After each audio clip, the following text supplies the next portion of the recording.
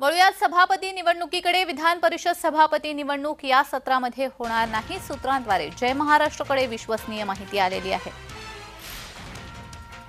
विधान परिषदेची सभापती निवडणूक या सत्रामध्ये होणार नाहीये। जय महाराष्ट्रला ही विश्वसनीय सूत्रांनी माहिती दिली आहे। तर सभापती निवडणूक का अडली पाहूयात।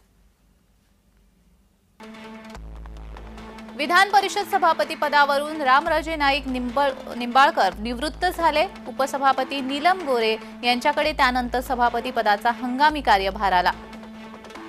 नीलम गोरे यांना सभापती होण्याची इच्छा आहे। तर विधान परिषद सभापती पदासाठी भाजपा प्रयत्नशील असल्याचं दिसतंय। आता नीलम गोरे की राम शिंदे अशी स्पर्धा निर्माण झाली आहे।